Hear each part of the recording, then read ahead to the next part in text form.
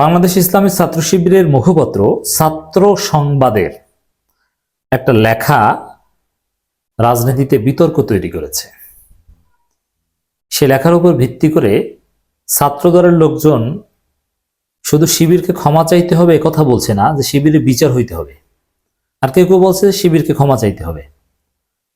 Let alone বিচার চাওয়া, ক্ষমা চাওয়া উচিত কিনা, আমরা এই বিষয়ে আলোচনা করব। লেখাটা হচ্ছে একটা দীর্ঘ লেখা, লেখার ছোট্ট একটা অংশ নিয়ে বিতর্ক, শুধু ওই অংশটা নিয়েই আমরা আলোচনা করব। শিবিরের এক সাবেক নেতা এই লেখাটা লিখেছেন। সে সময়ের অনেক মুসলিম না বুঝে মুক্তিযুদ্ধে জড়িয়ে পড়েছিল, এটা তাদের ব্যর্থতা ও অদূরদর্শিতা ছিল। আল্লাহ তাআলা তাদের ক্ষমা করুন। এই লেখার কারণে শিবিরের ক্ষমা চাওয়া উচিত কিনা, এটা কোনো বড় ভুল হয়েছে কিনা। দেখেন, স্বাভাবিকভাবেই বর্তমানে জামাত ইসলামের যে স্ট্যান্স 1971 নিয়ে অফিসিয়াল স্ট্যান্স, মুক্তিযুদ্ধকে জামাত যেভাবে বর্তমানে ডিল করে, এই যে লেখক তিনি ডাক্তার শফিকুর রহমান বর্তমান জামাত ইসলামের স্ট্যান্সের একজন তীব্র সমালোচক।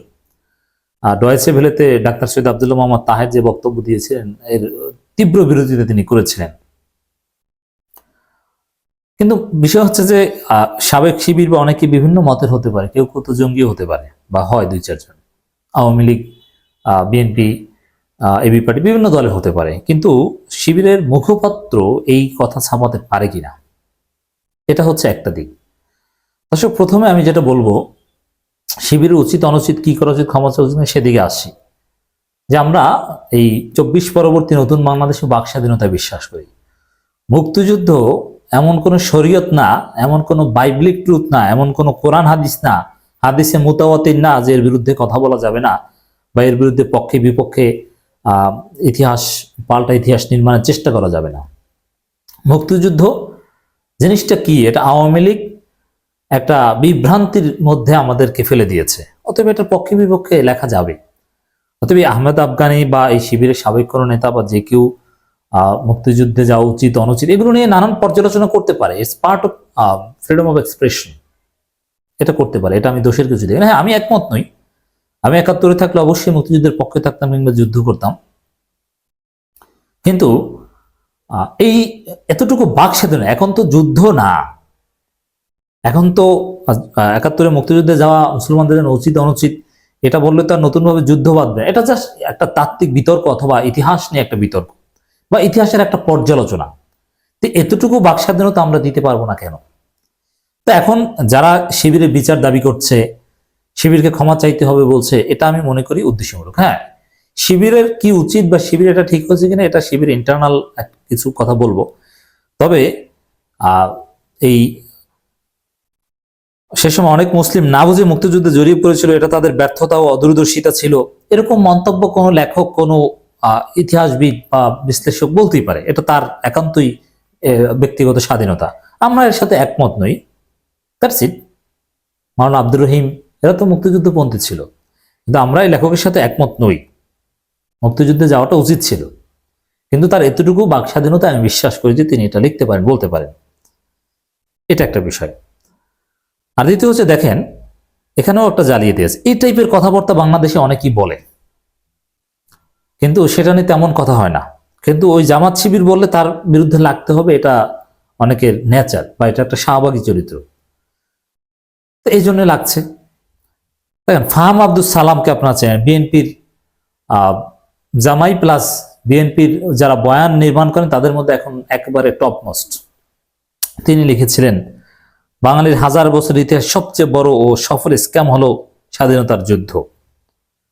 এখন এই কথাটা শিবিরে কেউ, জামাতের কেউ বললে আপনারা তো ক্ষমা চাও না, তাকে পারলে ধরে, শক্তি থাকলে ধরে বাড়ি থেকে এনে তাকে হত্যা করতেন। এখন তো চাইলেও জামাত শিবিরের উপর এরকম হামলা করতে পারবেন না। ফাহাম আব্দুল সালাম বলেছিল, তখন তো আপনার এটা নিয়ে ছাত্রদল তো তার বিচার চায়নি, বিএনপি তো এখন তার বক্তব্য শেয়ার করে, তাকে তো রিজন করে না। কিন্তু শিবিরের ছাত্র সংবাদে ছাপানো হয়েছে আপনারা ক্ষমা চাইতে হবে, বিচার চাইতে হবে কথা বলছেন। এর মানে শিবিরের সাথে ইনসাফ করতে সক্ষম হয়নি একটা অংশ। শিবির বিরোধী, শিবির ভালো কাজ করলেও তার বিরোধিতা করতে হবে, এরকম একটা বিষয় এখানে আছে।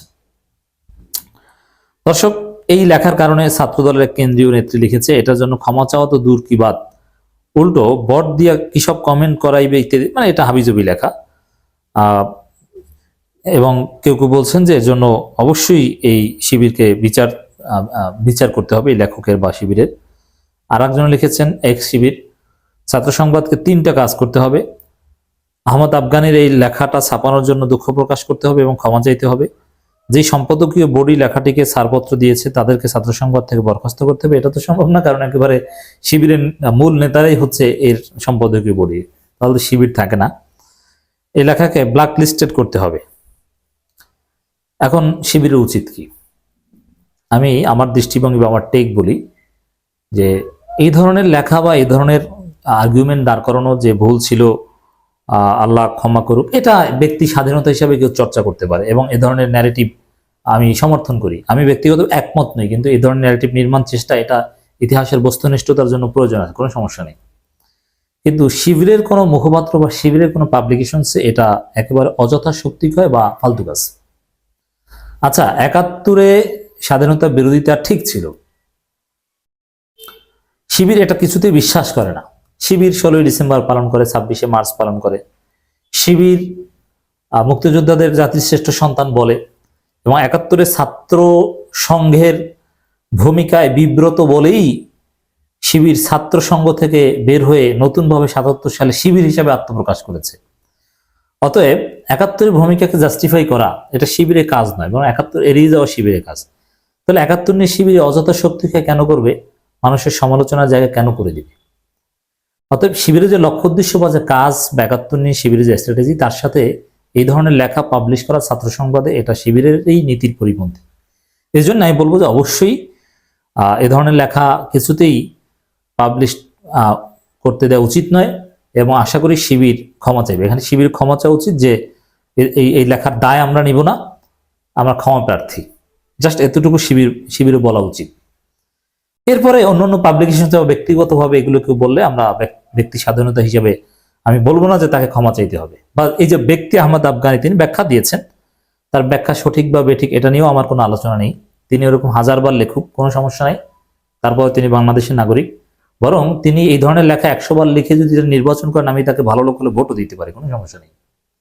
এটা একটা সিম্পল একটা ইতিহাস নিয়ে একটা বিতর্ক অথবা পর্যালোচনা, এটার উপর ভিত্তি করে কোনো রাজনৈতিক সিদ্ধান্ত নিতেও আমি রাজি নেই। কিন্তু শিবিরের এটা করা যাবে না, এই জন্য শিবিরকে এটাকে ডিজাউন করতে হবে এবং শিবির এর দায় নেওয়া যাবে না যে এই লেখার দায় আমরা নিব না, আমরা এটা সমর্থন করি না, এটা বলে দেওয়া উচিত।